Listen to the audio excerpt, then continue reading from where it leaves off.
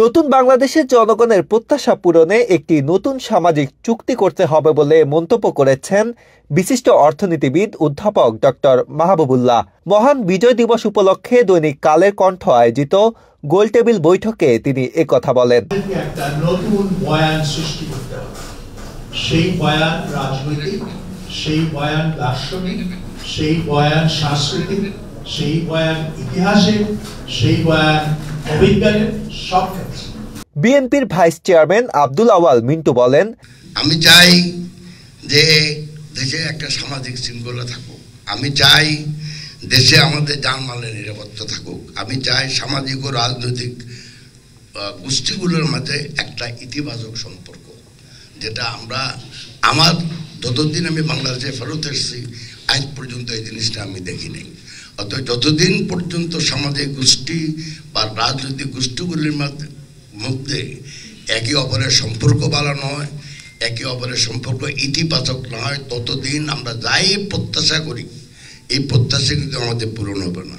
জুলাই গণ অভ্যুত্থানের মধ্য দিয়ে যে সাম্য ও ন্যায়ের প্রতিষ্ঠার সংগ্রাম শুরু হয়েছে তা জারি রাখার তাগিদ দিয়েছেন ঢাকা বিশ্ববিদ্যালয়ের সাবেক উপাচার্য আনোয়ারুল্লাহ চৌধুরী। সভা সমিতি ইত্যাদি যা হতো, আমরা বুক ফুলে বলতাম যে বাংলাদেশের গণতন্ত্রের জন্য আর কখনো রাস্তা কাটতে হবে না, বাংলাদেশে এখন মিল্ক অ্যান্ড হানি উঠবো, এটাই ছিল আমাদের ধারণা। 21শে পদকপ্রাপ্ত বুদ্ধিজীবী অধ্যাপক সুকমল বড়ুয়া বলেন, আজকে আমরা প্রায় 15.5 বছর পরে আমরা এটি বাংলাদেশের সকল বদ্ধ জানালা তার যেগুলো ছিল আমাদের জন্য বাংলাদেশের অভ্যন্তরে 56,000 বর্গমাইলের এই দেশের মাটিতে যেসব জায়গাগুলো ছিল মৌলিক জায়গা, যেগুলো আমার মনে হয় সেই বদ্ধ জানালা এবং তারগুলো কিন্তু খুলে গেছে। জাতীয় মূল্যবোধের প্রতি সর্বোচ্চ গুরুত্ব দেওয়ার তাগিদ দেন জাহাঙ্গীরনগর বিশ্ববিদ্যালয়ের উপাচার্য অধ্যাপক কামরুল আহসান। আমরা কোন জায়গায় আটকে আছি? মূল্যবোধের অবক্ষয়, সেটা তো সর্বাগ্রে।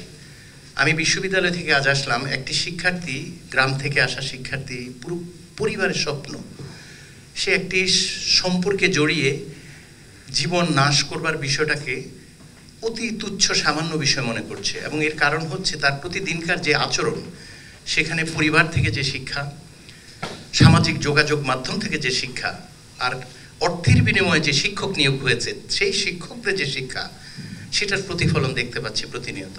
15 ডিসেম্বর রোববার রাজধানীর পান্থপথে বসুন্ধরা সিটির সভাকক্ষে বিজয় দিবস নতুন প্রত্যাশা শীর্ষক গোল টেবিল বৈঠকে সভাপতিত্ব করেন কালের কণ্ঠ সম্পাদক ও জাতীয় প্রেস ক্লাবের সভাপতি কবি হাসান হাফিজ। বৈঠকে বক্তারা আগামীর বাংলাদেশ, ভারত বাংলাদেশের সম্পর্ক, পাহাড়ে অস্থিতিশীলতা, নতুন রাজনৈতিক বন্দোবস্ত সহ নানা বিষয়ে তাদের অভিমত তুলে ধরেন। এদেশের মানুষ গত 15 বছর কোনো ভোট দিতে পারে নাই, শুধু জাতীয় নির্বাচন কেন স্থানীয় নির্বাচন ভোট দিতে পারে না, আর তাদেরকে বলেন অপেক্ষায় থাকে। আর কত অপেক্ষা করবে? 15-17 বছর তো অপেক্ষা করছে, এখনো যদি বলেন আরো অপেক্ষা করে। মাত্র 1 মাসে দীর্ঘ 15 বছর জাতির গাড়ি চেপে বসা স্বৈরাচারকে এই ছাত্র জনতা দাঁড়িয়েছে। তাই এবারের বিজয় দিবস নতুন সংকল্প, নতুন প্রত্যয় নিয়ে উদযাপিত হবে। আজহারুল ইসলাম, বাংলাদেশ প্রতিদিন।